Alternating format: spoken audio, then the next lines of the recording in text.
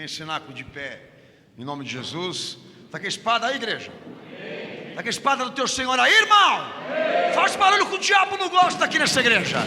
Vai, cenáculo. Fala para ele qual é o poder que opera aqui. Louvado seja o nosso Senhor.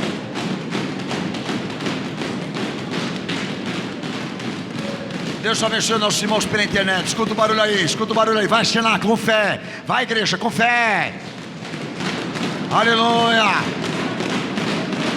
Amém. Levanta essa espada para o alto, irmão. Ora comigo, abre a tua boca e ora. Senhor, Deus poderoso, Deus glorioso, nós te pedimos a tua graça e a tua misericórdia, pois sabemos que, o Santo, estamos debaixo da dispensação dela, e viemos aqui por intermédio desta fé invocar o teu santo nome, que debaixo desta revelação podemos ser, Senhor, moldados, transformados, libertos de tudo aquilo que desagrada o teu Espírito, Senhor, e a tua justiça, de acordo com esta fé, que se cumpra sobre nós a tua vontade. Quebra os grilhões do inferno, as potestades do mal.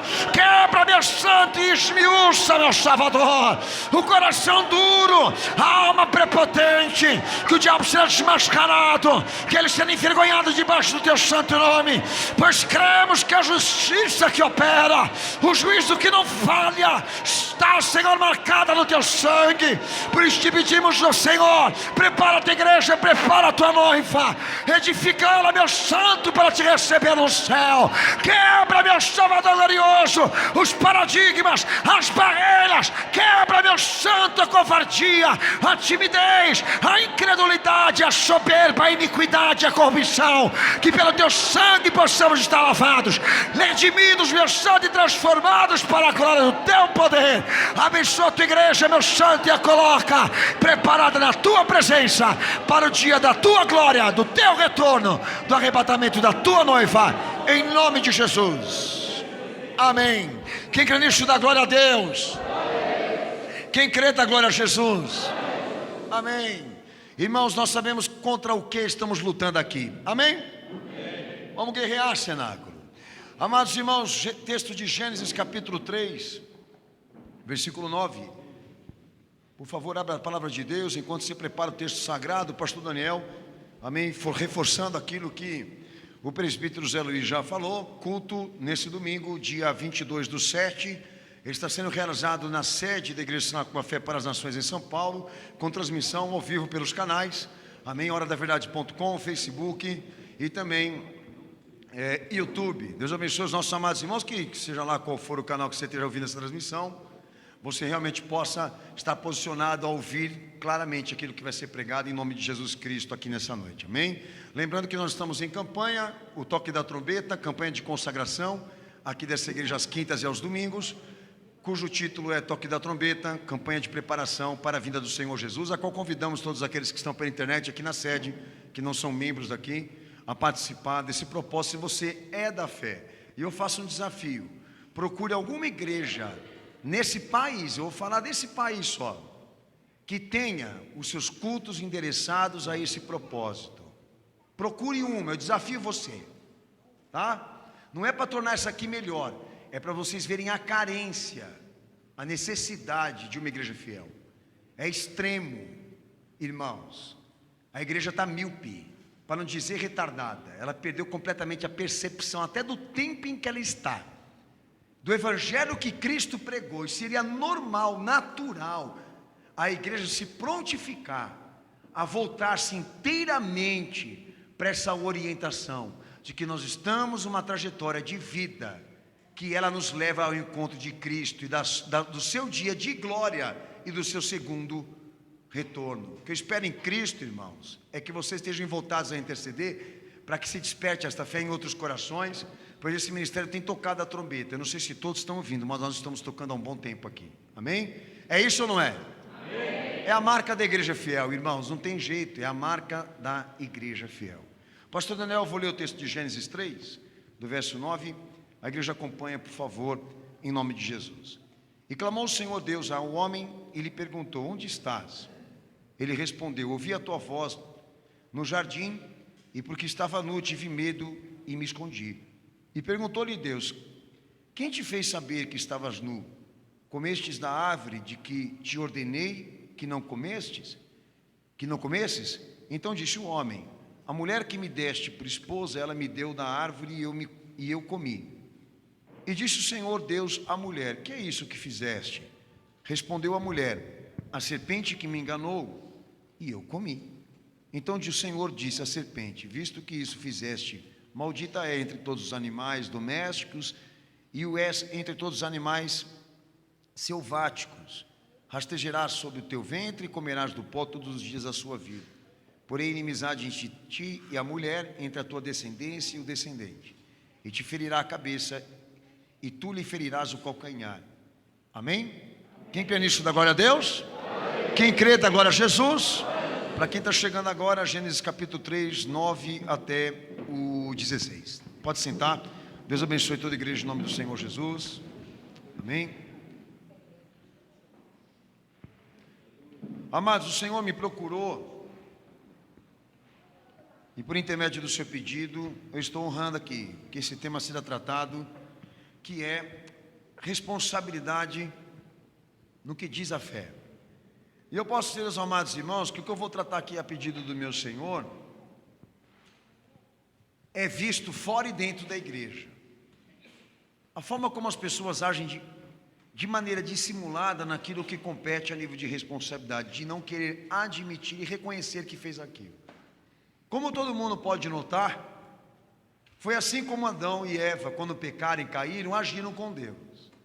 Eles não assumiram a sua culpa, eles endereçaram a culpa para alguém. Como os amados podem perceber também, é deplorável esse tipo de comportamento para a fé, de que o homem não exerça a posição de assumir quando ele erra, quando ele peca, muito mais ainda, quando ele evita as noções de responsabilidade, porque tudo que rege a lei de Deus, os mandamentos de Deus, é isso, é orientação de como o homem deve se comportar diante da vida. A salvação que se cumpriu na carne e no sangue de Cristo não é diferente. Todas as orientações que estão ali dadas por Ele para quem quer se salvar, todas elas conscientizam do que o homem deve assumir, do que ele deve reconhecer, do que ele deve ver. Então o que eu vou pregar aqui hoje é muito importante. No sentido, amados, não de fazer aqueles que já conhecem reforçar o conhecimento, mas de fazer você refletir se você não está agindo assim, como agiu o homem quando pecou diante de Deus, de não se enxergar tanto culpado assim, diante das coisas que estão acontecendo na tua vida agora, e passar a agir dessa forma, de querer endereçar o teu sofrimento, o teu fracasso, a tua destruição agora, como sendo a culpa de outros, ou a influência de outros. Nós, que temos a palavra de Deus como fundamento de orientação e de fé, repudiamos qualquer tipo de comportamento assim, porque esse é o parecer de Deus. O que compete aos outros, compete aos outros. O que compete a você, compete a você. Mas eu vou fazer uma pergunta para vocês, não sei se vocês perceberam na leitura. Deus faz a interrogação para Adão, porque ele tinha feito aquilo, e ele culpa a mulher. Vai a mulher, pergunta para ela quem é o culpado daquilo, e ela culpa a serpente, obviamente porque Adão saiu primeiro. Mas ele não interroga o diabo. Ele não interroga a serpente. Por quê? Porque ele mente. E Deus não perde o seu tempo para ficar interrogando o pai da mentira, certo? É muito simples. Mas Deus age daquela forma correspondente à sua criação, que estava já na queda. Age daquela maneira para não deixar o exemplo, a mostra, né? Para gerações que viriam posterior, que isso é comportamento pecaminoso, isso é caráter, né? É o caráter daquele que está debaixo do pecado, é agir de maneira dissimulada, não correspondente, não atendente aos fatos, às verdades, mas sempre querer procurar uma saída de explicação, de justificativa, de desculpas para aquilo que aconteceu. Seria muito simples: Senhor, eu pequei contra o teu nome e a tua palavra, ponto. Pergunta que eu faço: será que a sentença seria tão grave, depois de um reconhecimento como este em arrependimento, eu tenho as minhas dúvidas se Deus ele seria tão rigoroso no juízo que ele proferiu contra o homem e a mulher, se ele estivesse posicionado em arrependimento perante ele. Mas agindo dessa forma, eles deixam claro para nós que esse é o padrão de todo homem comum, natural e sem Cristo. Mas isso não pode ser visto nem testemunhado na vida de alguém que professa uma fé em Jesus, já vivendo a redenção e a nova dispensação. Então, amados, hoje daremos uma razão para você não mentir para você mesmo. Assuma a tua responsabilidade. Queria que os irmãos abrissem um texto. Começar por esse aqui, Marcos 16. Amém?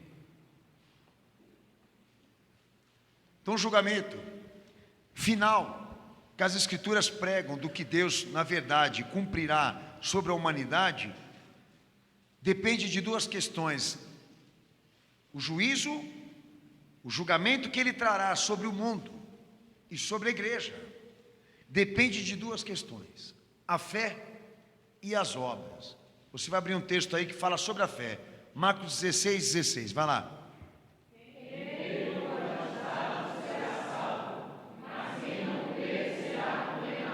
Ou seja, a salvação é um ato de graça, é mérito de Deus, porque dele foi testemunhado tal compaixão e amor, ofertando o seu Filho pela redenção e pela oferta expiatória daqueles que estão em pecado.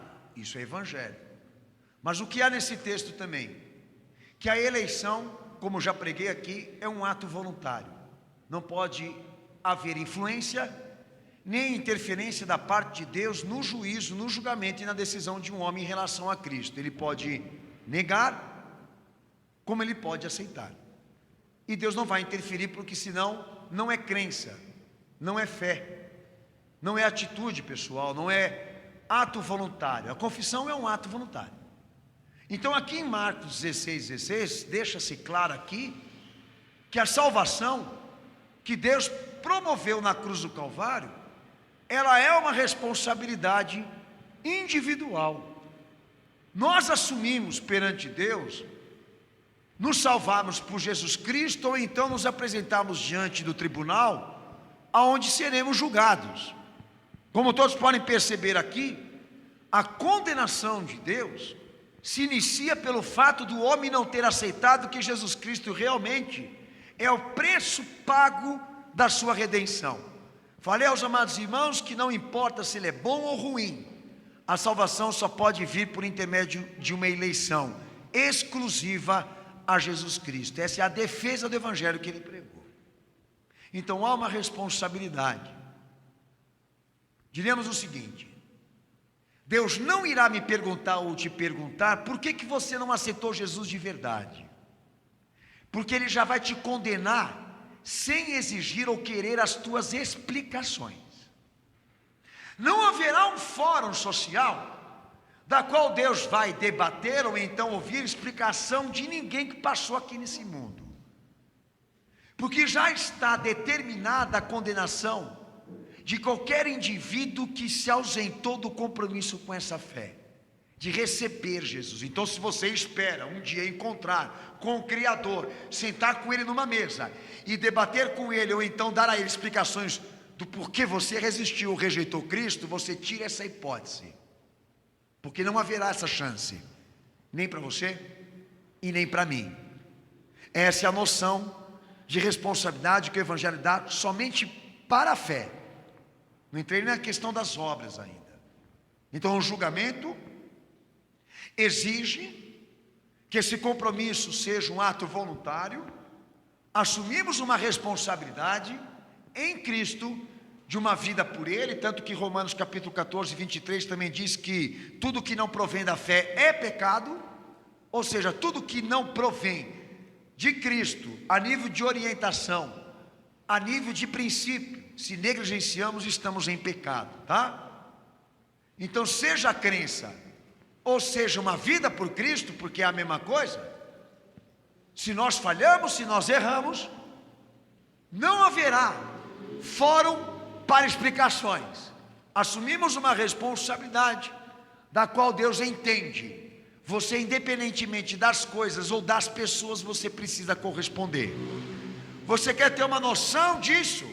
Olha para o nosso Salvador. Quando ele se encarnou e assumiu a peregrinação de um homem comum, eu pergunto para você, se algum momento, algum instante ele teve fórum privilegiado.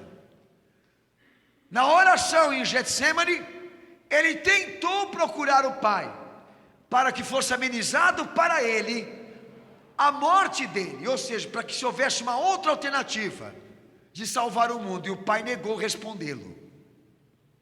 E ele teve que beber o cálice e aceitar o flagelo e a penitência e a morte que os homens colocariam contra ele. Isso quer dizer que se Deus não poupou o seu filho, e os anjos que pecaram também contra ele, muito mais a nós que estamos aqui, debaixo de um favor, debaixo de um empréstimo, que é assim que eu entendo a graça e a misericórdia de Deus. Eu tenho certeza que você deve estar cheio de explicações dentro de você e justificativas do porquê você ainda não correspondeu ao chamado de Cristo na tua vida e a esta fé que Ele te impôs. Mas seja lá quais as tuas justificativas e as tuas explicações, de nada vale, porque agora Ele espera recompensar o filho, e só isso. Então olha como que as coisas são difíceis, né, irmãos? Por isso que a porta, o caminho é estreito, é apertado, porque nós entendemos que a verdade, a doutrina, as orientações, irmãos, não é para aqueles que buscam média, mas ou tudo, ou nada.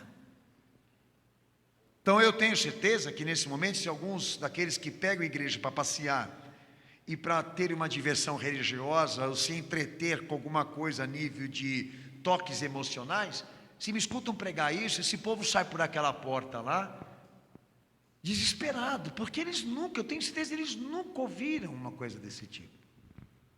De que na linha da fé, a conversação, o diálogo de Deus com a igreja sempre se fundamenta no aspecto do que você precisa aprender e do que você necessita e precisa dele para ser mais crente. Mas não se abre precedentes aqui para desculpas, nem para justificativas. Você pode pedir a Ele o que você precisa para ter mais fé, mas não pode explicar a Ele o fenômeno do porquê você até agora não conseguiu isso. Porque o Filho disponibilizou tudo perfeitamente para nós usufruirmos aqui a nível de graças e misericórdia. Então não há da parte de Deus falhas. Então esse é o peso da responsabilidade que está sobre nós. A fé funciona, a fé é uma coisa poderosa em Jesus Cristo, mas por que não está sendo em nós? Porque há um culpado além de nós? Foi isso que Adão quis dizer para ele e posteriormente Eva.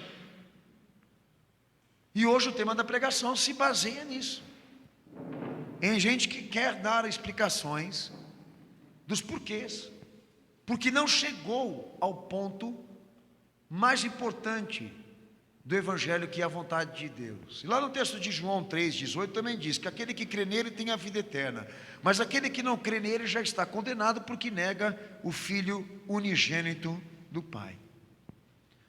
Então o julgamento se baseia no fato da ausência da fé no indivíduo encarcerado e culpado. Se a ausência da fé está presente na história da vida dele, Deus entende que não há mais do que se falar, nem do que se conversar. As almas que já foram desse mundo para lá, e estão reservadas agora no lugar da dor, elas que estão ali, não têm acesso, nem conversação com este mundo material aqui, e muito mais ali, à destra de Deus, onde há o advogado e intercessor daqueles que vivem, ainda, por um tempo. Quer dizer que estão ali para não sair mais, estão separados de qualquer ato de graça e misericórdia da parte de Deus. Quando entrarem lá, não tem mais jeito. Esse é o conceito do inferno para as Escrituras Sagradas. Não queira ir para lá, porque ali o verme não morre e o fogo não se apaga, e todos são incomunicáveis, e Deus não se sensibiliza por nenhum deles. Então aproveite esse estágio de vida em que você está agora para se salvar, procurando ser perfeito em corresponder a Deus pelo que Ele fez por você. E quando chegar algum momento da tua vida, que você encontrar algum detalhe da qual Cristo não quer, da qual Jesus se desagrada em você, não procure explicar, conserte. Não procure explicar, assuma a sua culpa e conserte. Há perdão para isso, há remissão para isso, há transformação para isso. Não queira sentar na mesa para discutir com ele. Pega a via mais prática da coisa. Arrume a bagunça da tua vida, porque lá você não vai ter direito e eu também não. Apocalipse capítulo 20, versículo 13 ao versículo 15. Lê esse texto para o pastor. O julgamento final da parte de Deus depende de duas questões: a fé e agora as obras. Apocalipse 20, do verso 3 ao verso 15. Vai lá.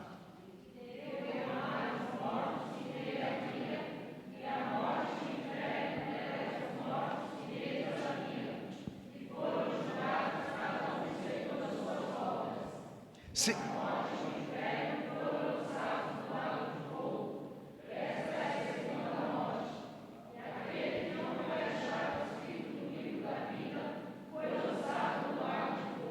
Amém? Notem aí, o julgamento será fundamentado em tudo aquilo que estiver de acordo com o histórico de cada pessoa, ou seja, o homem vai ser julgado conforme o seu histórico de vida, conforme as suas obras. Isso deixa claro que ninguém vai ser julgado pelo pecado do próximo, ninguém vai pagar pelo pecado do outro, Adão aqui não vai pagar pelo pecado da Eva. E nem Eva vai responder pelo pecado de Adão. Está informado aqui pelas Escrituras que o homem responderá pelos seus próprios atos. Também dá noção de que ele não pode fazer isso com o outro, de usar a imagem de alguma figura, de alguma pessoa que interferiu ele no processo da sua conversão, como se isso fosse amenizar o julgamento dele, porque ele vai responder mesmo assim. Se alguém interferiu, se alguém atrapalhou, igreja, pastor, esposa, esposo, patrão, não interessa. Tudo que corresponde aos teus atos, corresponde à tua responsabilidade. E esse é o material de juízo que Deus vai usar. O que eu e você fomos em vida. Além da fé, as obras também têm esse alvo. Mateus 16, 27, também Jesus ele diz: porque o Filho do Homem há de vir na glória de seu Pai com os seus anjos, e então retribuirá a cada homem conforme as suas obras. Gálatas 6, 7 também diz que tudo de Deus não se zomba, de Deus não se escarnece, tudo aquilo que o homem planta, ele também ceifará. Se na carne, corrupção, se no espírito, vida eterna. Noção de responsabilidade individual. Hebreus capítulo 9, versículo 27, está ordenado o homem a viver uma só vez, e depois disso vir o juízo. Há uma vida só, ou seja, não há reencarnação, e a vida que Deus confiou está determinado pela palavra que todos nós responderemos por ela, sem terceiros. Então eu estou falando de uma coisa aqui que todos dominam. Você tem total conhecimento daquilo que você viveu, pelo amor de Deus. Você tem total conhecimento, abrangência suficiente para entender e saber quem é você mesmo. Então não é na vida do outro que eu tenho que me focar. Não é na vida do próximo que eu tenho que me voltar agora. Mas assumir este juízo, de me avaliar, até que ponto eu me redimi das culpas que cometi em Cristo, até que ponto eu assumi a minha responsabilidade, diante daquilo que fraudei e transgredi, porque se Deus cobrar de mim esse pecado, no tribunal do julgamento final, Ele não vai ouvir as minhas explicações. Nós corremos aqui contra o tempo, irmãos, e ele está cronometrado. Alguns aqui aproveitam no máximo, outros na média, alguns aqui perderam completamente a noção de que a vida está saindo entre os teus dedos. Você está deixando ela escapar e não extraindo o mais importante dela, que é conhecer coisas da qual você vai levar daqui. Porque quando chegarmos perante o Pai e o Criador e o Filho, que é a obra e o preço dessa redenção, entenda, nós não vamos a eles como a gente chega para o pastor para ficar contando aquela história furada da nossa vida. Nós não vamos ter essa permissão, que é dialogar e falar da vida e dos problemas como nós falamos entre nossos irmãos e entre os nossos familiares, do nosso jeito, no nosso ponto de vista. Ali o homem não abre a boca, ali ele não pode falar, ali quem fala é o juiz, tomado de razões de santidade, tomado e amparado por um testemunho de amor que ele comprovou a nós antes que nascêssemos ou existíssemos. E ele vai levar em conta tudo isso que ele fez antes e depois do Filho, e perante ele não haverá nenhum fórum privilegiado. Diz Apocalipse que ele vai abrir o livro das nossas vidas. Tudo aquilo que fomos está escrito lá, e ele não deixará passar nada acerca de nós. E tudo aquilo que não estiver marcado pelo sangue de Cristo, ele entende que precisa haver condenação, que precisa haver morte. Ali dentro do juízo, pai e mãe não vai poder entrar para ele interceder pelo seu filho. Familiares teus que tomam a frente de Cristo para falarem mais alto do que ele, a fim de sensibilizações, não vão poder te acompanhar quando você entrar lá na sala estreita, amigo. Como não podem acompanhar você quando você morrer.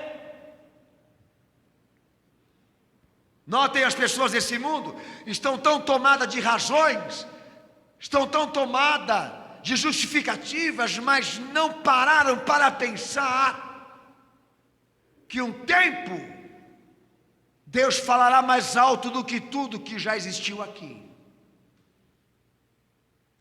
e assumirá a frente para colocar em ordem essa bagunça que os homens construíram aqui nessa terra. Mas uns têm a habilidade de fugir dessa reflexão, e de igrejas como a nossa aqui, para se isolar naquele pensamento fantasioso de que o amor que Deus sente por nós nos cega. Mas nós somos daqueles que assumimos a reflexão objetiva e subjetiva com a fé, para aprofundarmos no nosso ser estas verdades aqui, a fim de procurar o iníquo e o transgressor que está dentro de nós. Porque é através dessa disciplina que nós vamos nos salvar. É através dessa orientação e dessa conversão que nós seremos livres e escaparemos da condenação maior. É através dos impactos da mensagem, da palavra e das mudanças que Deus se sensibilizará em nos dar o livramento da condenação que virá. Então, filho, não foge da exortação do seu pai, e nem se negue a ser orientado por ele, disciplinado por ele, porque o preço que você vai pagar lá na frente é preço de condenação e morte eterna. Eu não sei até que ponto você resiste o pecado que está na tua vida e a transgressão que ainda afronta a Deus, porque está muito escondida dentro de você. Eu não sei até que ponto você leva isso à frente, ou está disposto a levar à frente, mas seja como for, eu estou lhe falando em nome do Senhor Jesus Cristo, como Deus agirá, como Ele irá se comportar e se posicionar frente às nossas realidades, às nossas verdades, até aquelas que os homens não sabem sobre nós. Tudo Ele domina, Ele conhece o homem no seu deitar, o homem no seu levantar. Não há ninguém que passa desapercebido diante dos seus olhos. E já dizia Davi: se eu for lá para cima, nos mais altos céus, ali encontrarei o Senhor. Se eu descer às mais profundezas do abismo, lá também o Senhor estará. Para onde irei, para onde fugirei da tua face? Então eu não me preocupo com o que você pensa de mim. E muito mais ainda, se preocupo com o que eu penso de você. Porque não somos juízes para tirar alguém aqui do amor e da graça de Deus. Mas isso sim é sério, porque aquilo que nesse momento Ele vê em você é o que Ele vai usar quando Ele te encontrar numa condição eterna. Então não esconda. E quando tiver a oportunidade, não culpe ninguém por aquilo que você é responsável. Então há pessoas no cenário do meu fracasso, há muitas, nomes diversos. Mas do que me volto agora? Me volto para aquilo que eu posso fazer de melhor. Tento ser melhor do que elas. Tento fazer alguma coisa para não ser igual a elas. Porque eu sei que se eu passar a olhar para aqueles que colaboraram para o meu sofrimento, para a minha dor, eu vou cair da fé. E passarei a viver o status e o padrão de alguém melhor, de alguma vítima. E eu sei que eu vou cair nessa manha. E que amanhã as derrotas da minha vida, a minha destruição e até a minha decadência com Deus, elas vão estar na lista de colaboradores disso. Então, para evitar essa inconsequência, eu procuro não pensar nelas, mas voltar para mim mesmo e conhecer em mim mesmo aquilo que eu preciso mudar e aquilo que eu posso fazer melhor do que já faço. Se todos cuidassem da sua vida e não cuidassem da vida do outro, as coisas estariam melhor. Essa é a questão. Se você passasse a pensar um pouco no teu pastor e passasse a pensar um pouquinho no que você é, essa igreja estaria melhor. No que você pode fazer para ajudar ele ou qualquer outro irmão aqui, estaria muito melhor esse lugar aqui do que está. Mas porque vocês se votam um para os outros para descobrir até o que não sabem e pensar até que não se pode provar a respeito, vocês entram em contenda, divisão, como nas outras igrejas também isso existe. Ora essa, se o que ele faz não tem influência sobre mim, se o que ele faz não há peso nenhum ao meu respeito sobre o meu futuro e o meu destino, por que eu tenho que me preocupar com ele? Volto para mim mesmo e para Cristo agora, para resolver a minha situação. É isso que essa igreja deveria estar pensando agora. Mateus 10, 32. Leia em voz alta. Vai lá, meus irmãos.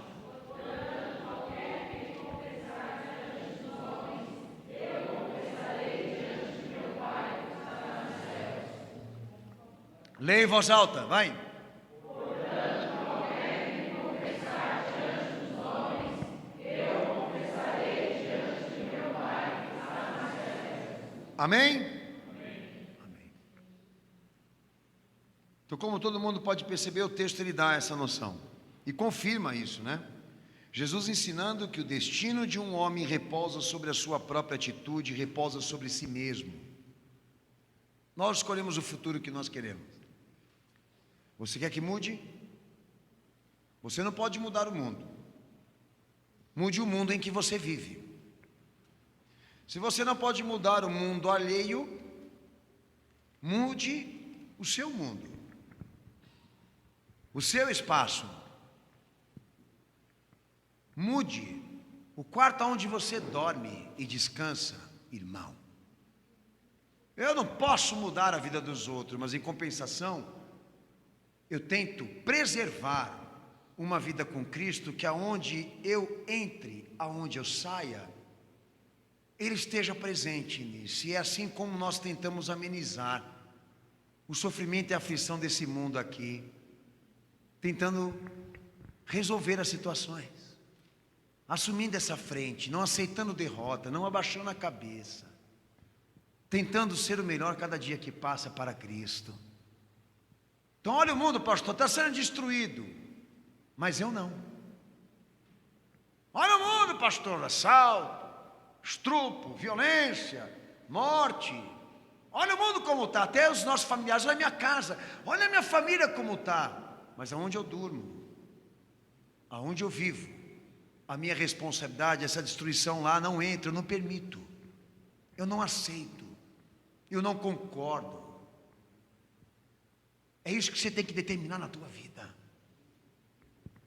Mas se está entrando o mundo dentro do teu espaço individual, é que você está permitindo, você está aceitando. Deus daria graça para você poder conseguir vencer essas influências, mas porque você age com fraqueza, com impotência diante das pressões, acaba que até o vizinho que morreu de parada cardíaca te deu uma depressão naquele dia que você ficou sabendo disso e começa a pensar também que você vai morrer da mesma coisa. Quem já sentiu isso sabe do que eu estou falando.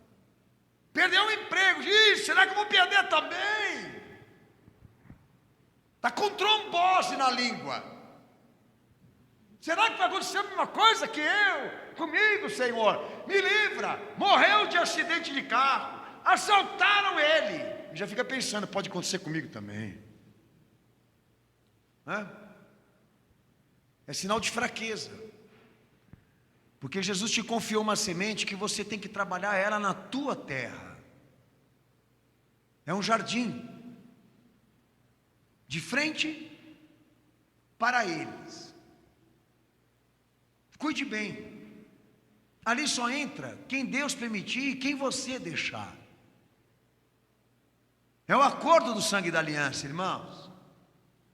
A paz, a segurança, a alegria, a satisfação, que são sentimentos de virtude, de graça que Cristo coloca na nossa vida, não podem depender das circunstâncias. Senão tudo é vaidade o que nós estamos vivendo aqui a nível de religião. Amém ou não? Amém. A paz que Jesus nos dá, a segurança que Ele nos traz, a alegria que Ele produz em nós, está alicerçada nele e na fé. Somos um jardim fechado e Ele é o jardineiro. E ali só trabalha Ele. O inimigo não pode penetrar, ele não pode entrar, porque ele não é convidado e nem aceito.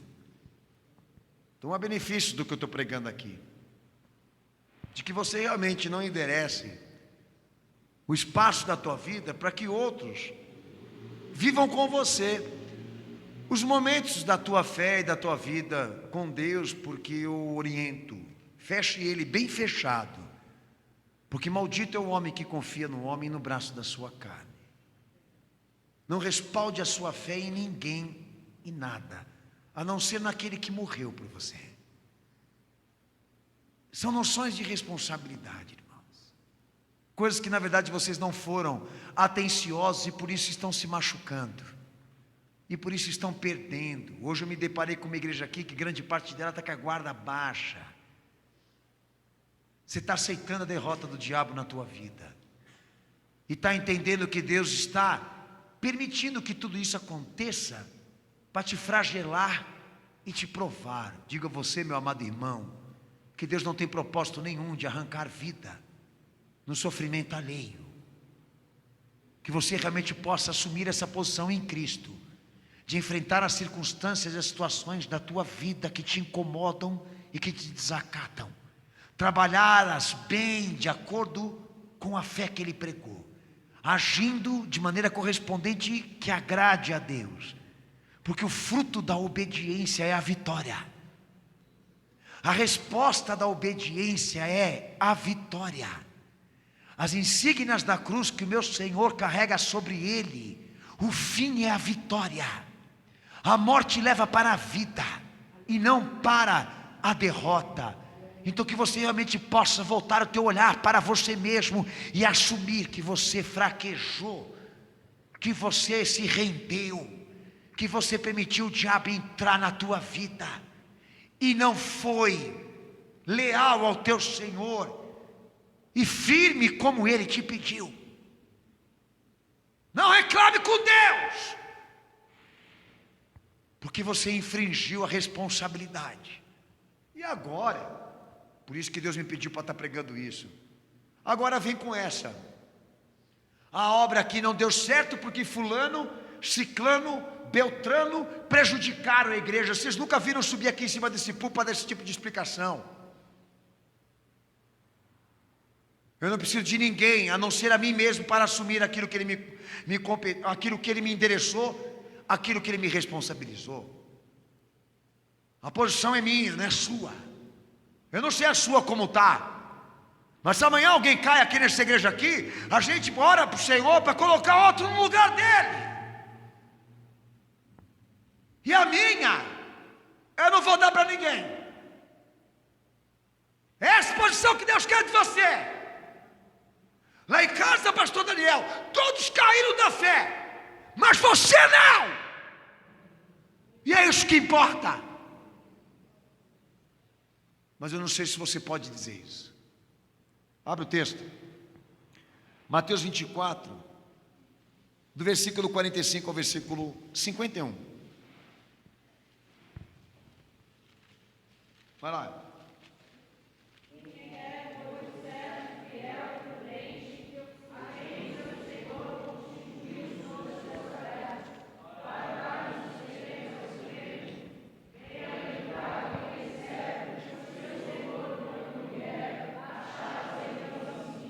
Em verdade vos digo que lhe confiará todos os seus bens. Mas se aquele servo, sendo mau, disser consigo mesmo: meu senhor demorou, e passar a espancar os seus companheiros, e comer e a beber com os ébrios, virá o senhor daquele servo em dia em que não espera, em hora em que não sabe, castigá-lo-á, lançando-lhe a sorte com os hipócritas, e ali haverá choro e ranger de dentes. E ele está falando do inferno. Note essa parábola. Noção de responsabilidade. E o Senhor conta uma história aqui que pode caber a algum de vocês aí. O Senhor confiou à igreja um evangelho que prega uma vida que nós temos que ter por Ele, e Ele entende que esta tem que ser feita de maneira perfeita, desde o início até o fim. Mas se nesse espaço de tempo você achar que o Senhor Jesus não voltou para te dar descanso eterno, e fadigar, e ir para o descanso, e passar a se corromper debaixo de todo o conhecimento que você tem sobre Ele, o que Ele fez por você, Ele não vai parar como você parou na fé para pedir explicações. Lá no final Ele vai vir para castigar. Preste atenção nessa parábola.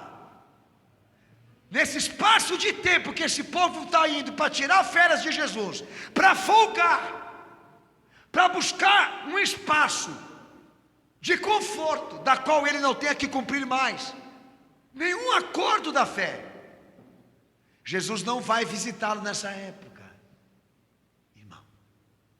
Se não estava escrito aí, quando vier Ele em glória, Ele vai resolver essa situação. Vai pegar aquele que não esperou por Ele e não se conservou, para castigar ou não para exigir explicações, porque você conhece. Agora não, eu vou sonhar com uma coisa diferente disso, que nesse meio tempo que eu caí e não resolvi assumir a minha responsabilidade e tratar naquilo que eu falei, nesse meio tempo Deus vai se encher de compaixão e misericórdia para ir lá pregar a mim o que eu já sei fundamente. A minha consciência já vai estar me avisando: não é certo isso que você está fazendo. Porque deveria ele levantar alguma coisa ou alguém aqui nesse mundo para me falar o que eu já sei. Ele gasta esse recurso para quem não conhece, não para mim e para você que já sabe. Na prática é o que vocês estão vendo com todo mundo que caiu. Algum deles consegue voltar? Não. Porque não querem assumir a responsabilidade. e vão ficar onde está, porque lá na frente o Senhor vai resolver a situação de cada um deles com castigo. Agora, o mais natural e normal e comum de alguém da fé era não esperar que o Senhor fosse à procura dele. Ele, por consciência, assumir essa volta e tratar o que ele fez. Porque é assim como ele começou com Cristo, e é assim como ele tem que resolver agora o que ele transgrediu.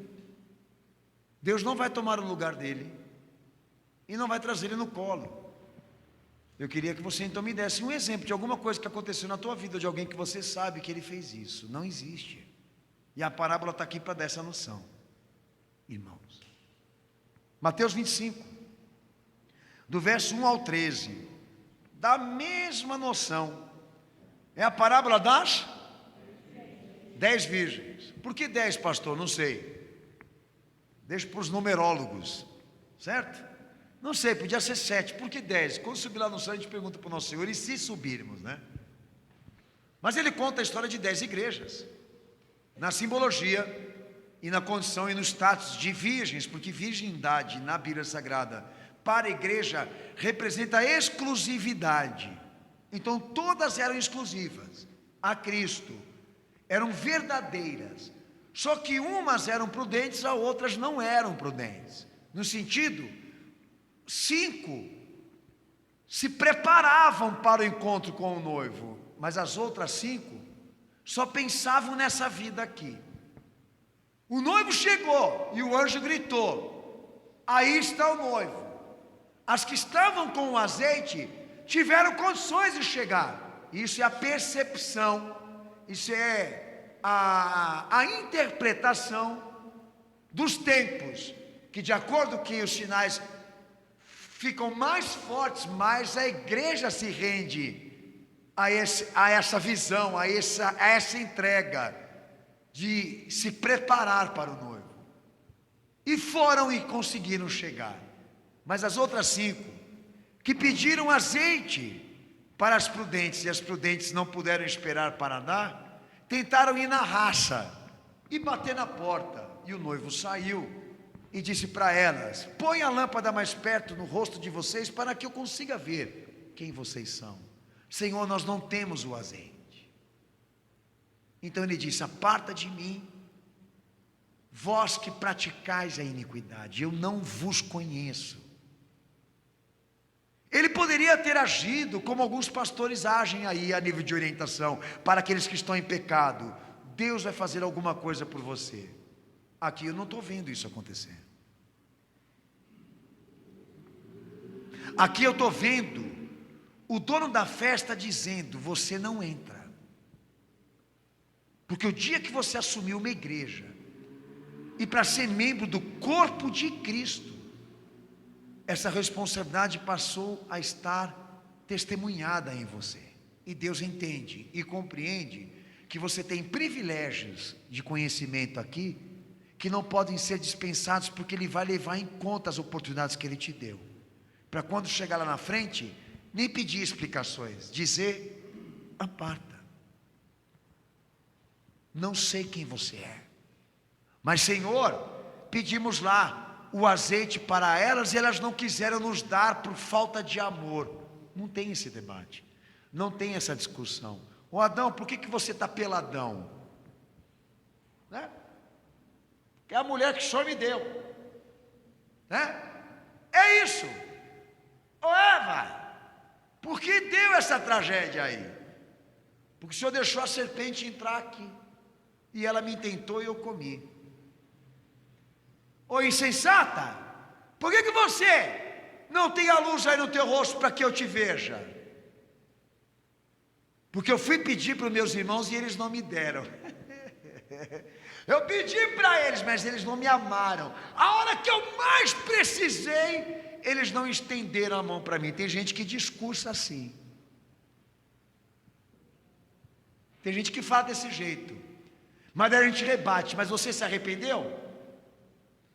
Mas você se consertou? Você se confessou? Você se redimiu? Está jogando as claras?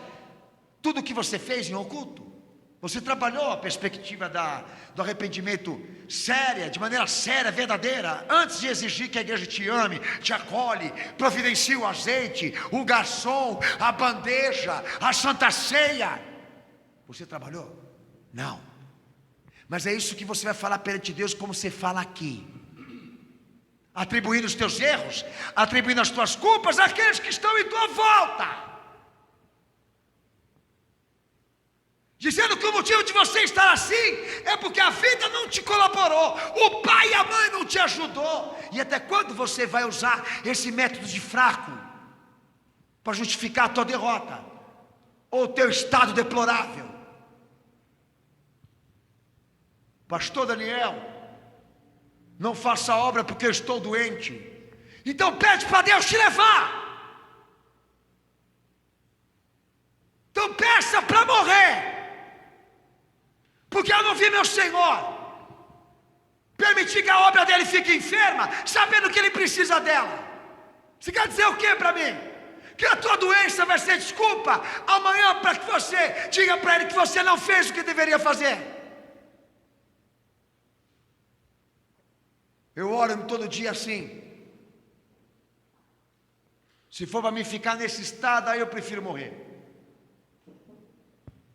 Porque eu vivo para servir a Ele, não para ficar entrevado numa cama.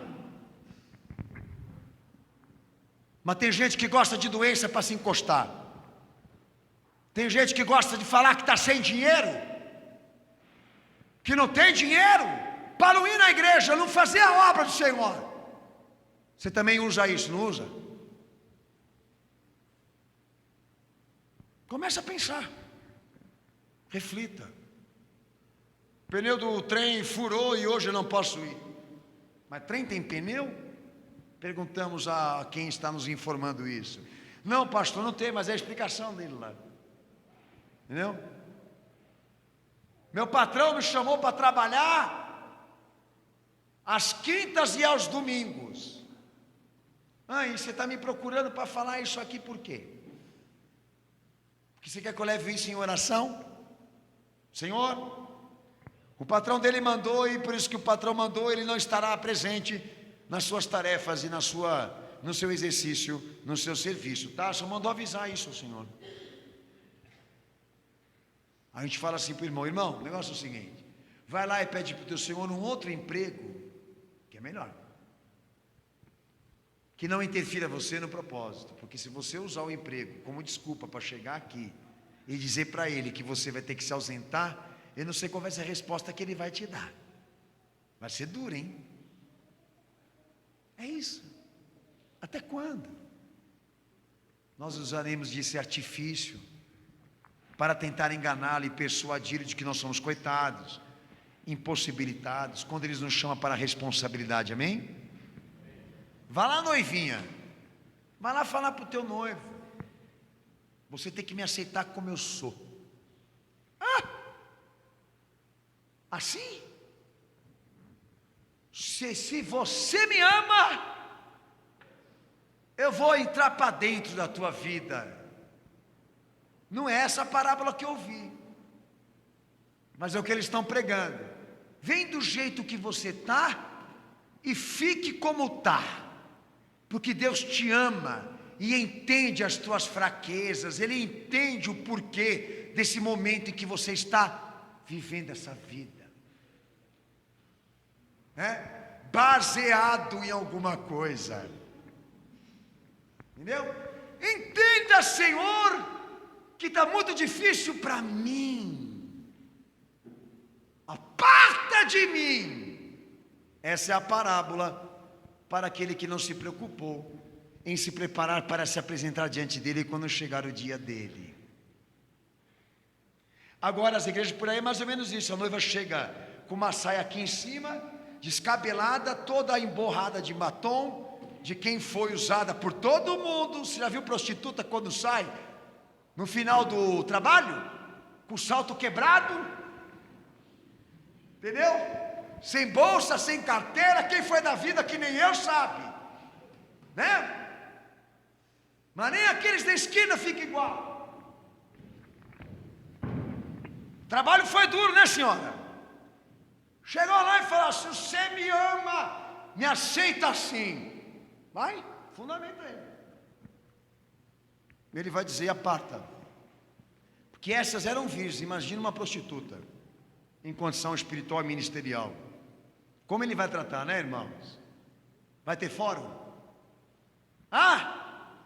Vai ter fórum, igreja? Ele vai perguntar o porquê? Ele vai pedir explicações para você? Não. Então vigia, que esse dia está chegando.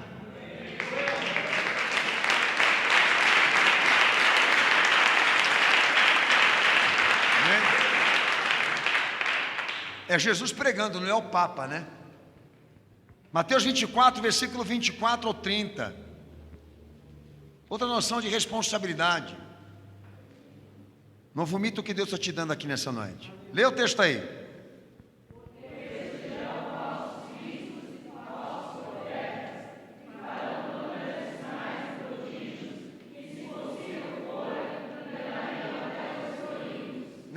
Não é isso aí não, pastor, estou maluco.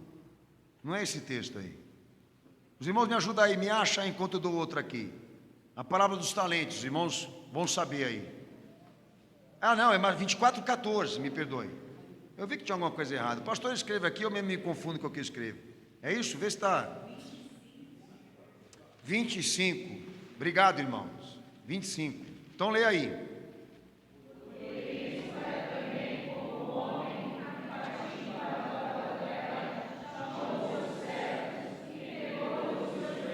Amém. Agora lê o 24.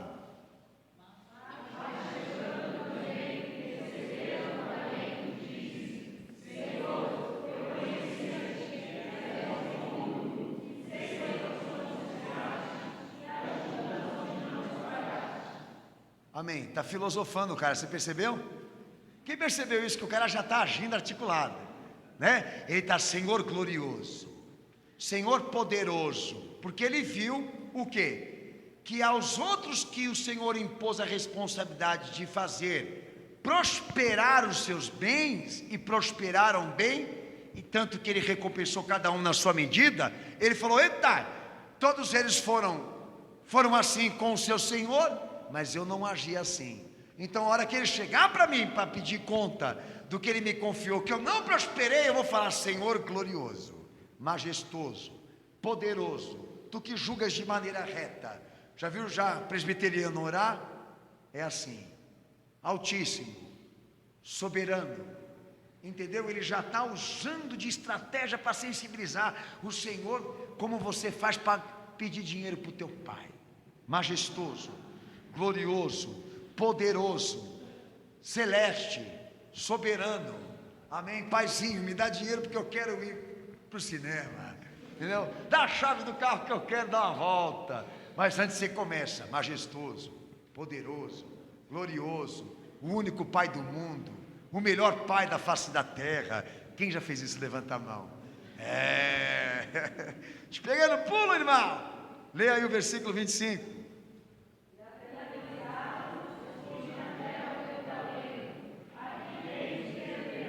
Então respondeu-lhe o Senhor o quê? Servo mau e negligente, sabias que ceifo onde não semeei e ajunto onde não espalhei? Cumpria, portanto, que entregastes o meu dinheiro aos banqueiros, e eu, ao voltar, receberia com juros o que é meu. Tira-lhe, pois, o talento e dai aos que têm 10, porque a todo o que tem se lhe dará, e terá em abundância, mas o que não tem, até o que tem será tirado. E o servo inútil, lançai-o fora, nas trevas, e ali será choro e ranger de dentes. O Senhor está dando uma parábola para o serviço pela causa da fé. O Evangelho é o talento que foi confiado à igreja para ser prosperado com almas. Cada uma faz na sua possibilidade, mas se prospera, terá recompensa. Não vai ser salva por isso, mas vai ser muito recompensada porque fez isso. Mas aquela que pega o Evangelho e que sabe do Evangelho e enterra em si mesmo, porque nega o serviço pelas almas, essa o Senhor vai requerer.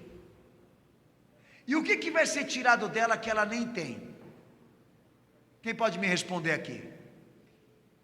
O que vai ser tirado dela que até ela não tem? A alma.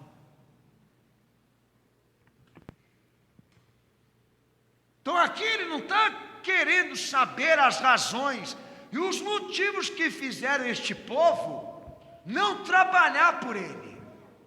Não foi aberta uma sindicância para ele saber, dentro e fora, as razões que nos fizeram exatamente e cuidar da nossa vida, ao invés de cuidar da obra dele.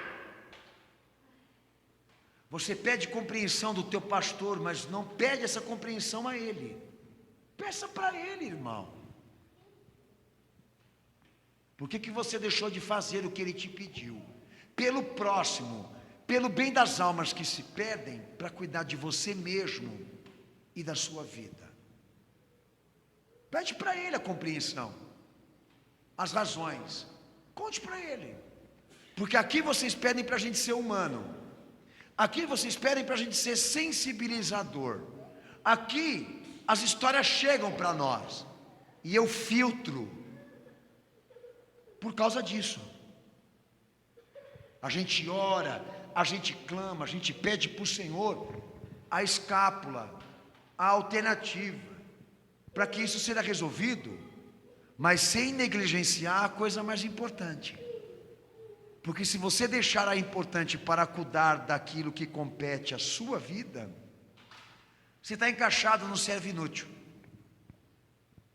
Então agora, eu estou vivendo situações da minha vida, da qual eu não posso parar para resolver, porque eu tenho que cuidar dessa obra aqui. E eu não faço isso porque eu sou crente, eu faço isso porque eu tenho noção de responsabilidade. Porque eu sei que Ele confiou para mim essa tarefa, e ninguém vai poder me substituir nela. Então eu não vou poder exatamente agora e cuidar daquilo, porque eu prefiro honrá-lo e servi-lo agora, e no tempo certo Ele falará nisso também. Mas não é o que muitos fizeram aqui, certo? E na medida do possível em que você vai se enrolando, fica mais difícil de você resolver. És batizado? Tens a assumição da posição do corpo de Cristo, e isso já é suficiente para te encaixar hoje aqui também nessa parábola. Tudo que você sabe sobre Jesus e sobre o Evangelho, você fez o quê? Investiu aonde? Em você mesmo? A igreja é só você?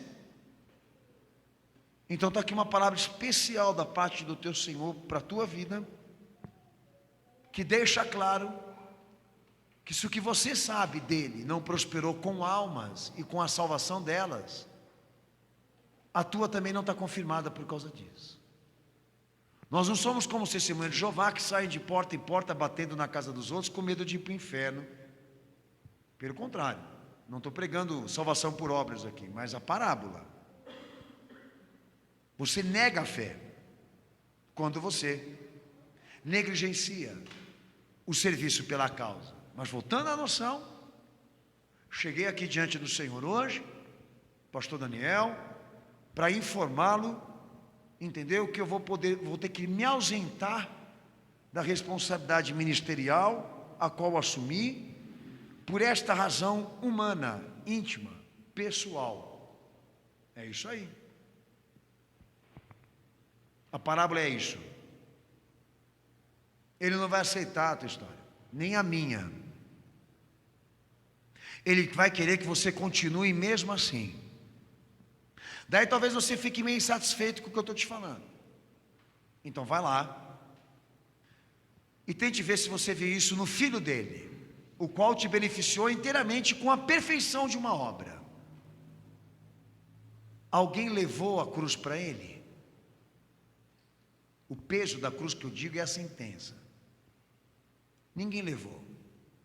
E ele também não endereçou. Como disse para Maria, o meu tempo não chegou, mulher. Tá? Então é isso que na verdade ele deixou claro para nós. A minha parte eu vou fazer. Não queira fazer ela para mim, porque foi o que na verdade ela quis, testá-lo. A minha hora não chegou. O meu momento não chegou. De ser conhecido pelas pessoas como você quer. Ou então, sofrer por constrangimento. Seja como for, para de me testar. Faz a tua parte. Eu faço a minha. E a minha já é suficiente, né? E ele deixou essa prova para nós. Então saiu uma demanda de partes desse corpo, mas eu fiquei aonde ele me colocou. Eu falo por mim, que vi aqui nessa igreja um trânsito de pessoas constante, de sai e entra. Mas nas minhas orações, eu dizia ao Senhor, se um dia elas voltarem para cá, elas vão se deparar comigo aqui, e na mesma posição. Esse é meu sonho, essa é a minha realização, se eu viver, né? Que quando elas voltarem, como já aconteceu aqui nessa igreja, elas olham para mim e dizem assim, eu te conheci quando o senhor tinha 20 anos de idade, pregando em cima do púlpito, e hoje me deparo com o senhor na mesma condição, aos 45 anos de idade. É a minha realização, porque isso, irmãos, é um testemunho de que nós não vivemos uma fé que se debruça e se respalda em pessoas e em circunstâncias, mas está fundamentada no chamado, em Cristo, naquilo que Ele nos pediu, e com dificuldade a gente tenta fazer. Respiramos isso aqui, e ai de nós se não respirarmos, porque quando chegar o julgamento final, Ele vai para a fé, e vai analisar a moral, e vai chegar na conclusão como chegou que esse daqui.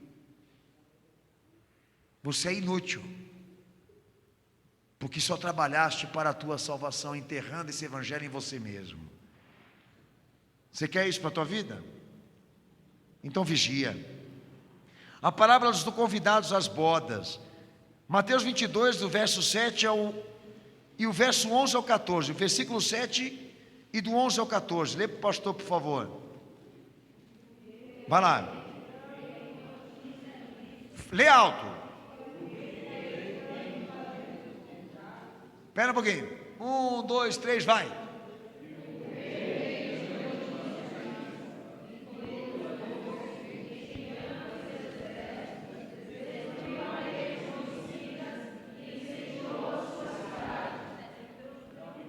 Não é, né? Mateus 22, verso 7. O rei ficou irado. Irmão, quando eu mandar, você pode ler. O rei ficou irado e enviou tropas, e exterminou aqueles assassinos e lhes incendiou a cidade. Ele está falando do quê? Daquilo que ele estava contando lá em cima, que eu não quero ler tudo, certo? Dos que rejeitaram o convite. Amém ou não? Amém. Daí o dono da festa, o dono das bodas, aquele que convidou, versículo 8, disse aos seus servos, depois de ele ter exterminado todo mundo que deu uma razão e um motivo para não ir. Amém ou não? Amém. Versículo 8. Está pronta a festa, mas os convidados não eram dignos. E depois as encruzilhadas dos caminhos e convidai para as bodas. E quando encontrardes, e saindo aqueles servos pelas estradas, reuniram todos os que encontraram, maus e bons, e a sala do banquete ficou repleta de convidados. E entrando, porém, o rei para ver o que estavam à mesa, notou ali um homem que não trazia a veste nupcial, e perguntou-lhe, amigo, como entraste aqui sem a veste nupcial? Ele emudeceu. Então ordenou o rei aos serventes, amarrai-o pé e mãos, e lançai-o para fora, nas trevas, aonde há choro e ranger de dentes, porque muitos serão chamados e poucos são escolhidos. São duas situações que ele está tratando aí. O convite feito a Israel, da salvação, e a repercussão do convite feito entre os gentios. A primeira é a Israel, e ele fala da negligência de Israel em relação ao messianismo dele, como ele iria repercutir a este povo a nível de julgamento e juízo. Condenação. A bandeira desse povo não ia intimidar o julgamento e o juízo de Deus. Está aí, está registrado que ele ia mandar sentença sobre todos aqueles que o rejeitaram, não que o crucificaram, tá? Ele pede para que o evangelho seja pregado no mundo todo. E esse evangelho chega aos gentios, para fora de Jerusalém, de Israel. O salão enche.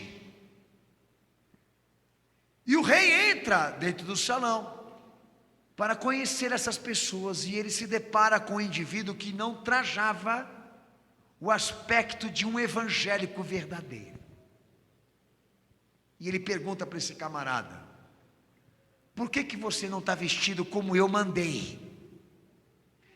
Para festejar você precisa estar trajado espiritualmente, intelectualmente, moralmente, para a festa desse cordeiro, e você não está. Ele não respondeu. Mandou os obreiros pegarem ele e o lançarem no fogo inferno. São duas situações. Deus convida, e independentemente se o homem aceita ou não, não há explicações para não existir uma resposta verdadeira. A Israel, a mesma coisa.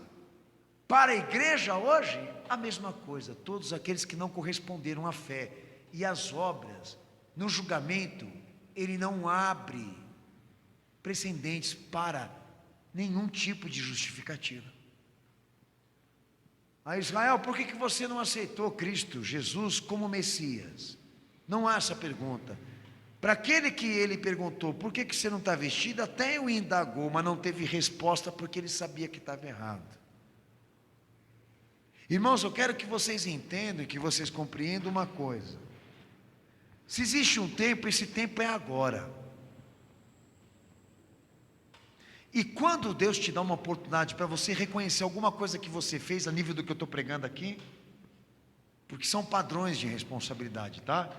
Falei de serviço, falei de santidade, agora eu falei aqui até mesmo da autoconservação da obra de Cristo na tua vida, de não pôr a risco isso para viver uma experiência fora, viajante, seja como for. Deus te dá a oportunidade, não enrola, não se esconda, não enderece isso a terceiros, não haja dessa maneira habilidosa de querer amenizar a tua culpa, de querer dizer que está assim por causa disso ou aquilo, porque o que Ele quer é que você seja direto, o que Ele quer é que você seja preciso, Ele sabe, então não há por que iludir, não há por que enganar. O culto deveria ser um lugar para isso, onde as pessoas correspondessem de maneira pura, sincera, verdadeira, trazendo à tona aquilo que ele sabe. Agora é imoral você querer dizer que a obra dele não frutificou na tua vida, não prosperou devido a alguma circunstância, alguma situação, alguma pessoa. Até o diabo não é material de explicação na nossa incompetência, na nossa incapacidade. Ele teve a sentença dele, mas não pagou por Adão e Eva. Adão e Eva foi porque quis. Você decide o futuro que você quer. O teu futuro está respaldado nas tuas atitudes. Então assuma a tua responsabilidade. Você pecou contra o serviço, paga. Você pecou contra a santificação, porque caiu, pague. Você perdeu a pegada dessa caminhada, porque não está preocupado com a vinda do Senhor Jesus, com o arrebatamento da igreja. Então procure saber de você mesmo, aonde você enterrou o conhecimento que Deus te deu, seja como for. Aproveite as tuas oportunidades e não enderece ao Senhor desculpas e justificativas, porque a ira dele vai se acender mais ainda sobre você. Não vai mudar, não vai amenizar a condenação que está registrada. Procura inteirar nesse assunto. Meu santo Deus, quem eu sou diante disso tudo que está sendo pregado agora? Porque é uma redenção proposta para mim, e eu não sei até que ponto eu aproveitei tudo isso. Porque antes eu estava perdido porque não conhecia, agora sou um perdido com conhecimento. Meu Deus, qual a diferença entre um e o outro nessa parábola aqui de redenção? Lá fora eu estava no pecado, aqui dentro eu também estou. E se o rei passear hoje aqui, é isso que ele vai encontrar em mim. E a hora que ele me perguntar, eu vou responder o quê? O que eu vou falar para ele? Que o filho dele falhou na minha vida? Que o evangelho não dá certo? Que a fé não é uma coisa tão poderosa assim? Não há resposta, certo? Mas há oportunidades.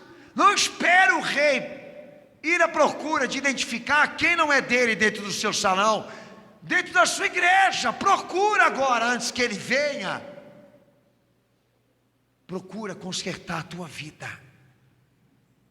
porque tem gente fugindo disso aqui. Mateus capítulo 18, versículo 32 ao 35.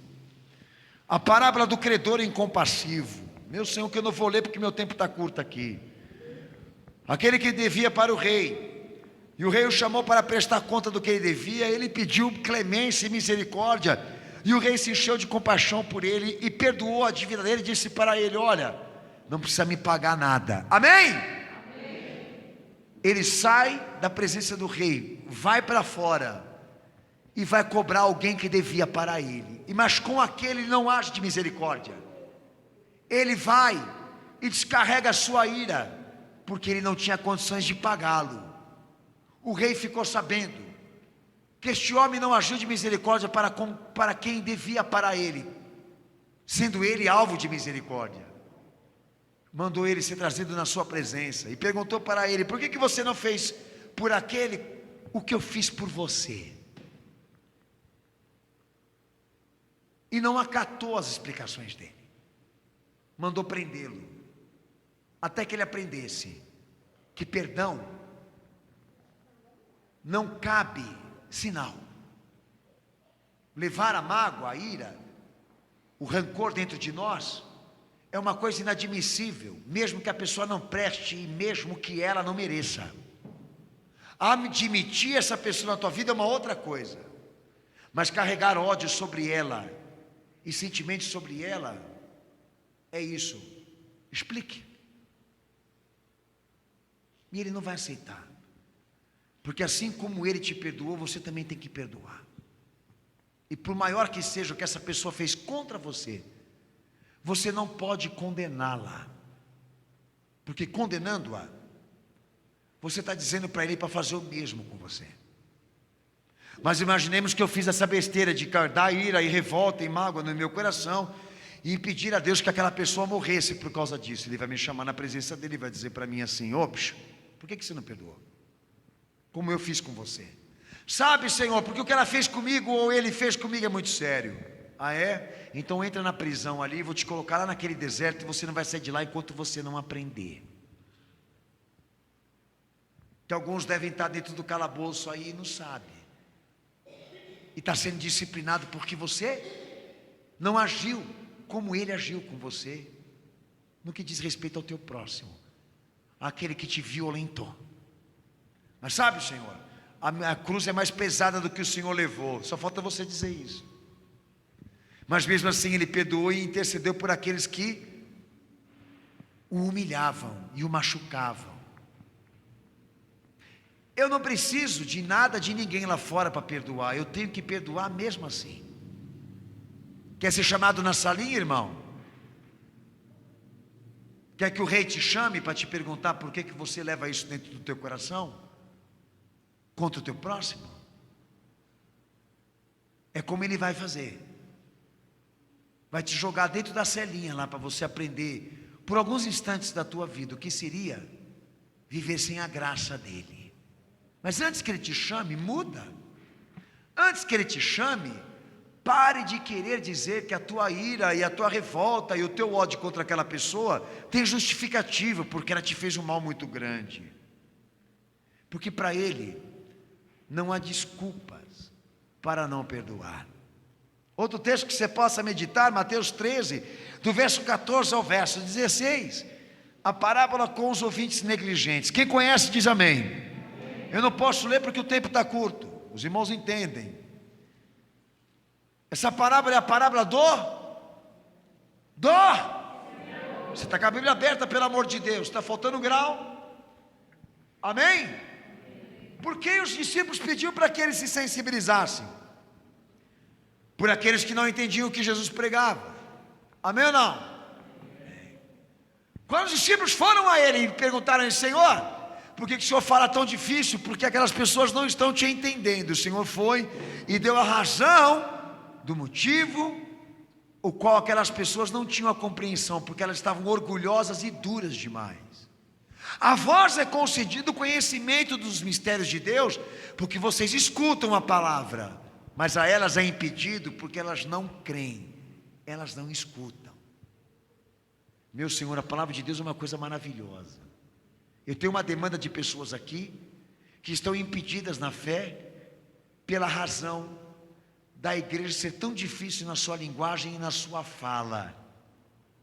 Senhor, interceda por esse povo aqui. E Ele não vai interceder, e Ele não vai interferir, Ele não vai diante daquele público lá, estabelecer uma linguagem mais apropriada, mais popular ou mais superficial, porque é uma demanda de pessoas que são incapazes, são impotentes. Ele não vai fazer isso porque Ele sabe a natureza daquilo ali, é a dureza. Ele não se sensibilizou, irmãos. Não houve uma intercessão em pró aquilo ali, e muito mais chamou aquelas pessoas para exigir explicações. Ele deixou elas ali e só cuidou de quem ouvia. Quer atrair o teu Senhor para você? Para de ser duro. Escute e obedeça, que é uma forma dele estar perto de você. Quer se endurecer? Quer se fingir de mal entendido, de não entendi? Muita gente faz isso aqui com a revelação. Eu não entendi o que o Senhor falou. Daí acaba o culto, a hora que vem conversar comigo, está entendendo tudo. Na frente de vocês eles fazem isso, para me constranger, a ficar duvidoso com aquilo que eu escutei do meu Senhor. Mas eu, como já estou há muito tempo na caminhada, já sei identificar, tenho até um bip aqui para identificar a malaca. Ele entendeu o que eu falei, mas ele quer me constranger aqui. Acaba o culto, ele, na hora, em poucas palavras, ele entendeu o que Deus falou. A gente lida com isso toda hora, com essa ala de pessoas que se sentem desfavorecidas, excluídas, para sensibilizar, que precisam de um nível, de compreensão maior. O Senhor fala: eu sei qual que é o problema aí, é porque eles são fechados demais, e Ele não vai interceder. Por isso não se respalde em explicações injustificativas. Obedeça a ordem e corresponda ao teu chamado, e Ele estará perto, próximo, entre aqueles que o temem, não que negligenciam. Mateus 11, 20 e 24, a parábola das cidades impenitentes, aquelas pela qual Ele fez o milagre, e não creram, e não receberam, agiram de maneira improcedente a Ele.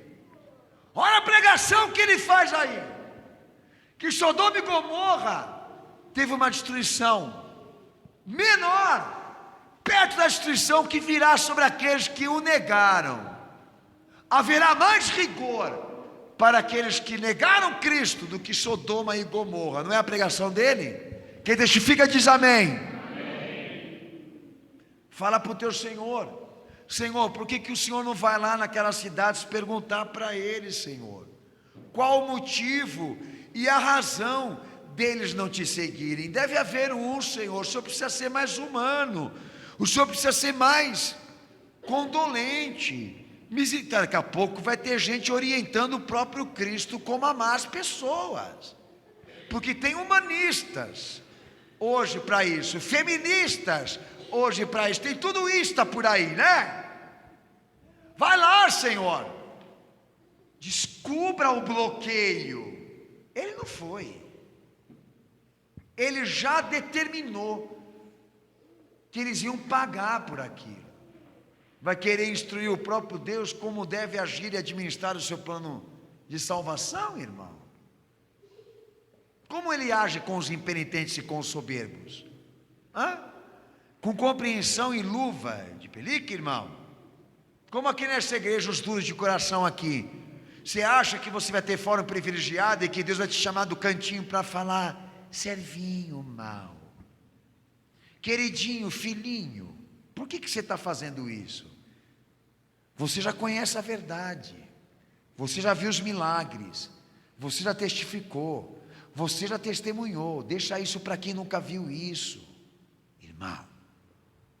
Você vai cobrar, Deus vai te cobrar caro a maneira como você desgasta, prova, põe a teste e a prova o teu Senhor, os limites da misericórdia.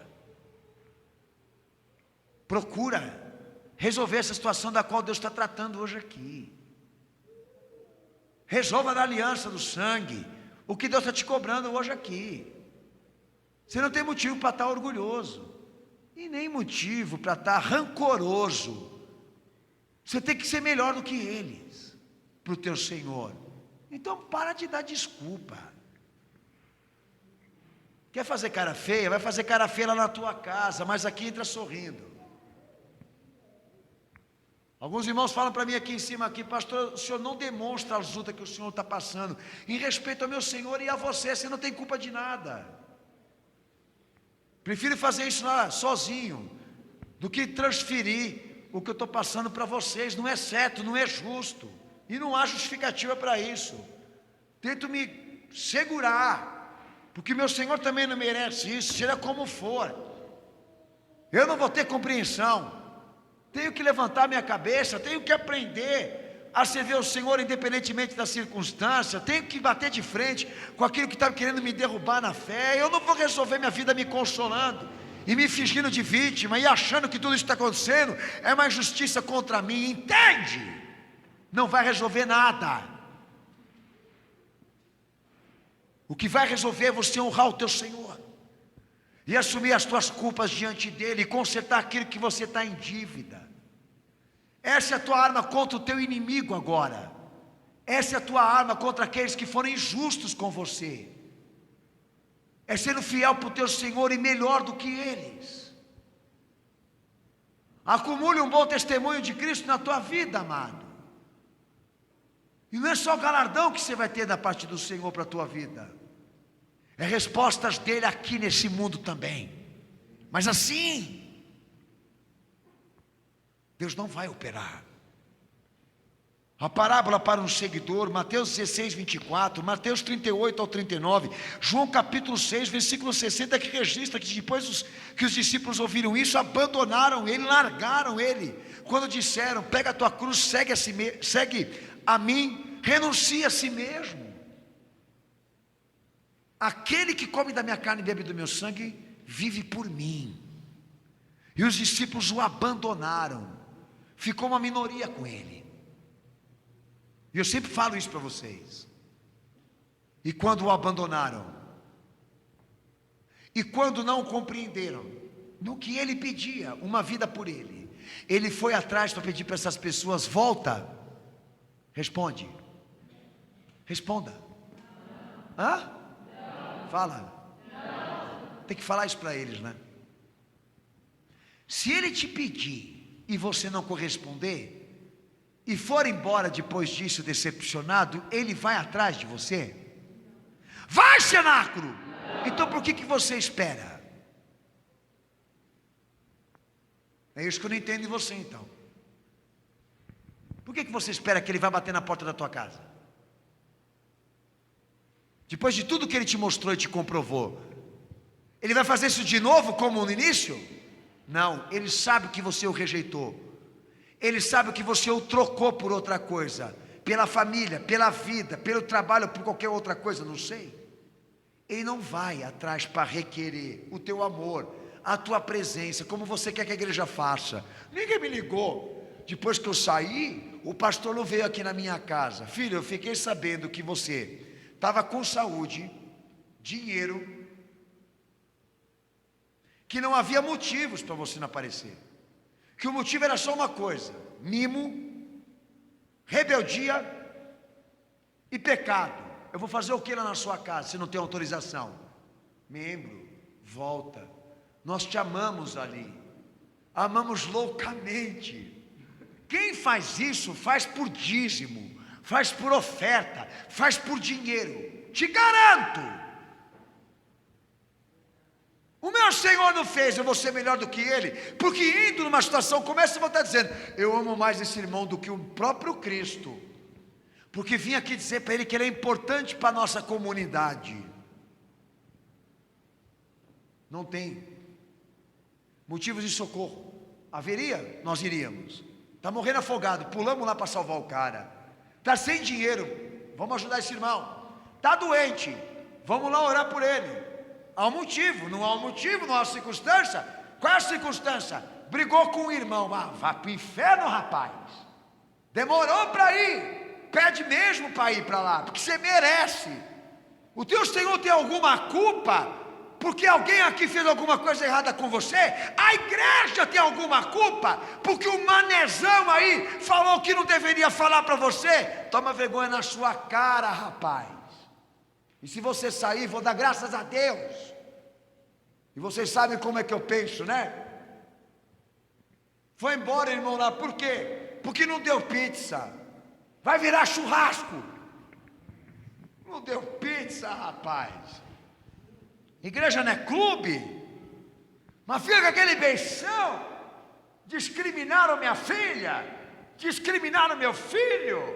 Olharam a minha roupa. Que se dane, meu filho. Ignora todas essas coisas aí por Cristo. Só um motivo para você deixar a igreja. Se o diabo fala aqui e as mentiras estão aqui. Mas enquanto a verdade foi pregada nesse culto e o Espírito Santo revelar nessa igreja, quem está embaixo aí tem que se virar. Ele tem que se virar para te aceitar aqui. Porque não é por causa dele que você está aqui, é por causa do Senhor. Toma vergonha.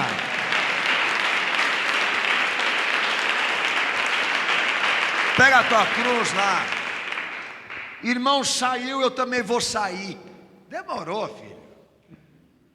O irmão foi injustiçado. Então nós vamos mandar você também.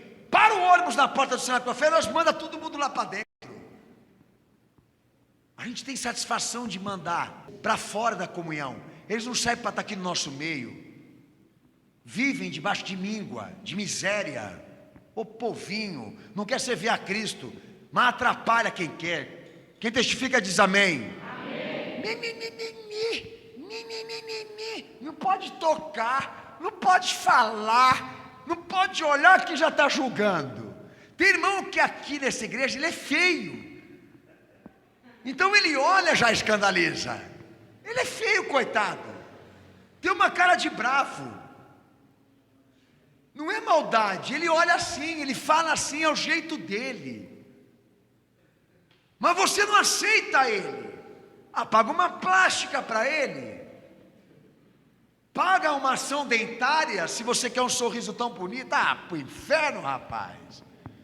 Vai pro Maracanã assistir o jogo do Corinthians, meu filho, do Flamengo. Você não tem vocação para servir a Cristo, não.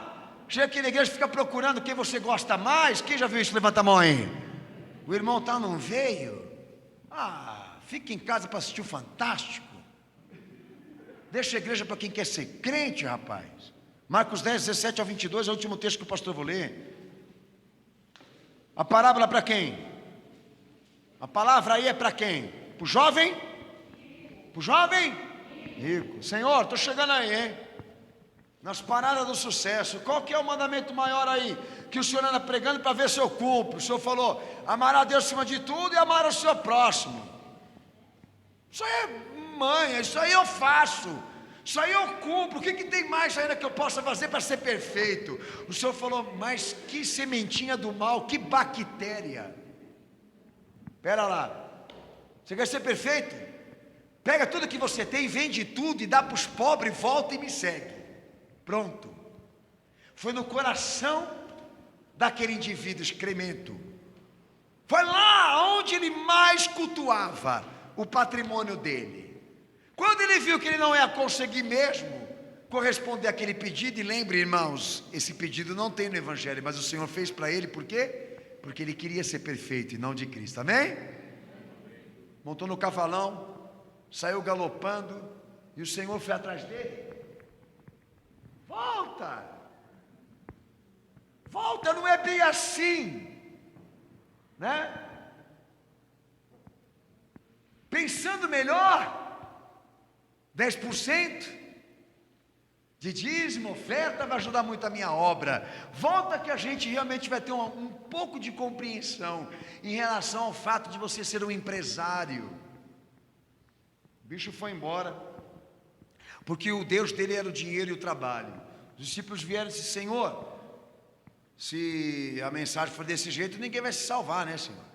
Deus, o Senhor falou para ele: olha, mais fácil um camelo entrar no fundo de uma agulha, que isso é uma coisa impossível, do que um rico se converter. Mas nada é impossível para Deus. Quando ele diz isso, nada é impossível para Deus, ele quer dizer: pode ficar pobre e amanhã ele volta melhor. Deus arranca tudo dele e amanhã ele volta de chinela havaiana, mais baixinho, mais humilhado. Já viu o gato molhado? Volta e para pensar. Mas agora ele está num cavalo branco, deixa Deus derrubar ele, entendeu? Nada é impossível para Deus. Mas enquanto ele estiver ali, naquela posição, Deus não vai à procura, nem de explicações, e nem de exigir ou pedir de que ele volte.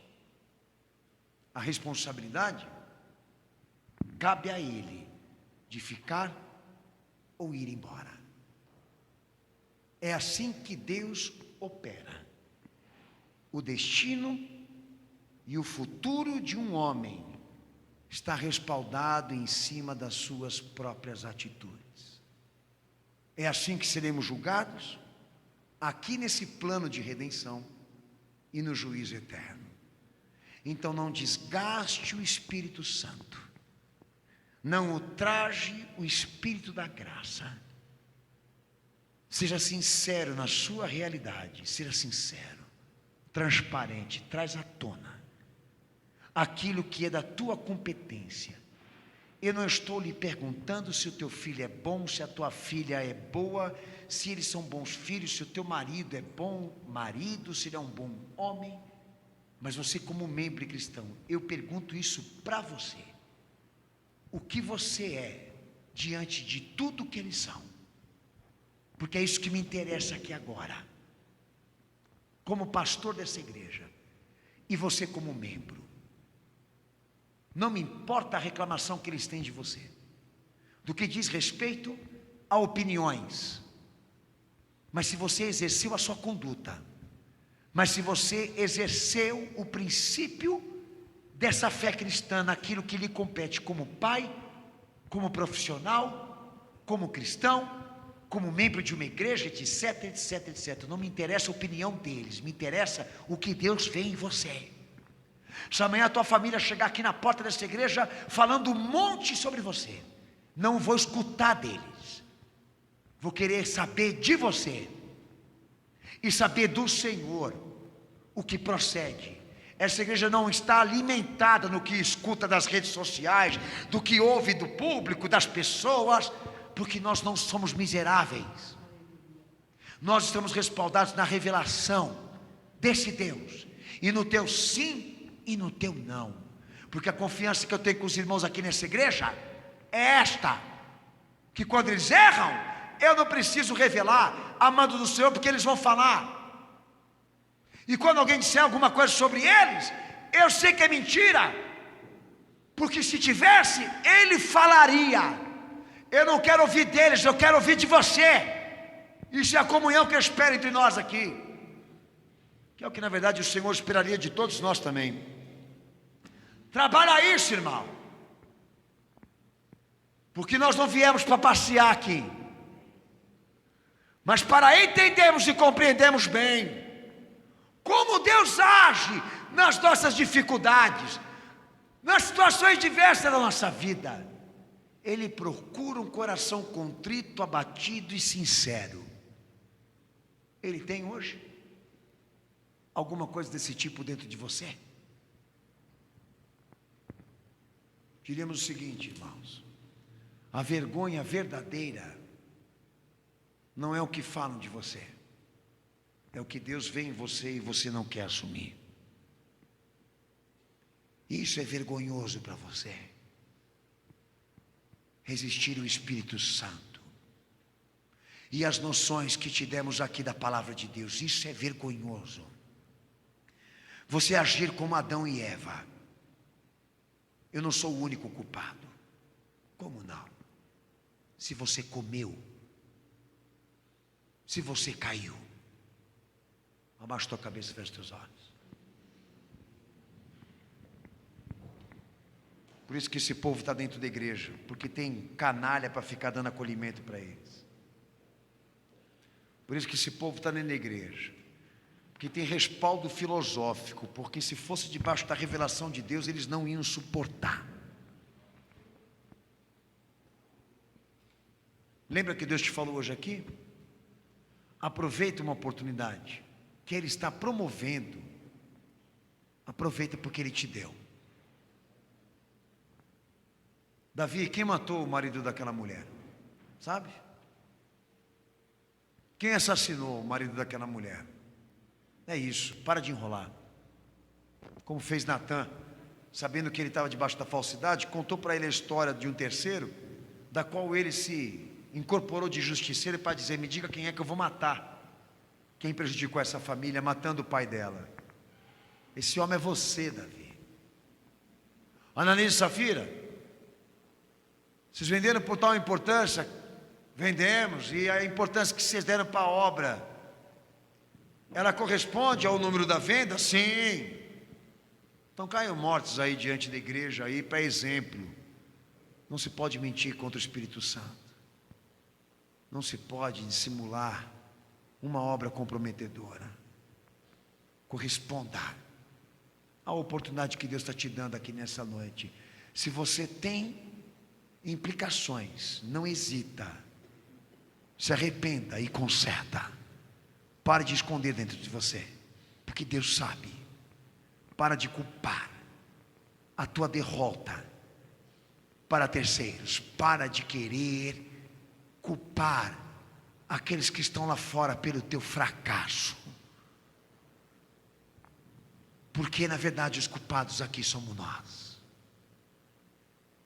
Sai do teu banco, vem aqui para frente. Se você tem condições para repercutir e corresponder ao que Deus está te pedindo hoje aqui, vem para frente. Quem está pela internet agora, dobra o teu joelho no chão, porque nós vamos orar. Amém, cenáculo? Sai do teu banco, vem aqui agora.